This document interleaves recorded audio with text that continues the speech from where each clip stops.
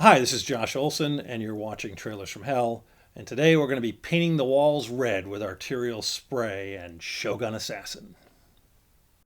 I'm going to tell you two things about Shogun Assassin. The first is this movie is flat out great. And the second is don't see it. Don't rent it. Don't buy it. If it shows up in a theater, don't see it. And I'll tell you why in a minute. Lone Wolf and Cub started life as a Japanese comic book by Kazuo Koike and Goseki Kojima. It tells the story of the assassin Ogami Ito and his infant son.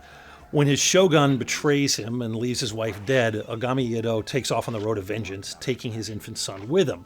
He pushes the kid in a wooden baby cart that's tricked out with all sorts of badass pre-James Bond weaponry. It's got darts that the kid can launch, and it's bulletproof, and it's hardcore, man.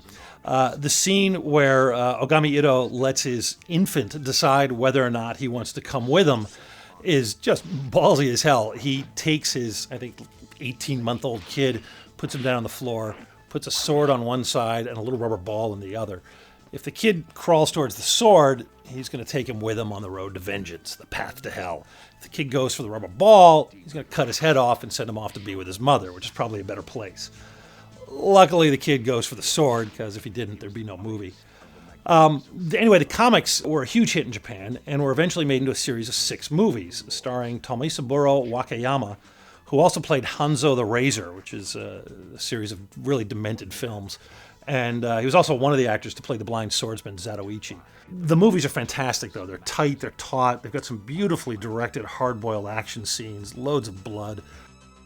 And look at that.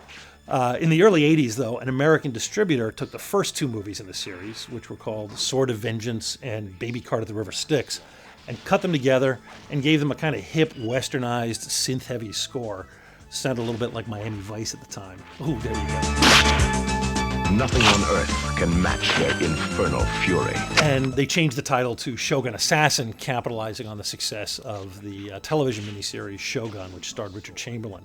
The film is pretty good. They actually did a good job, and it's wildly entertaining. For most of us here in the States, I think this was the first time we've been exposed to them. Now the films have been released in their original form, all 6 of them. You're much better off getting them because they really do hold up. And also the comics were eventually translated and released over here, and they're quite good as well. Shogun Assassin. Behold the saga of a legendary warrior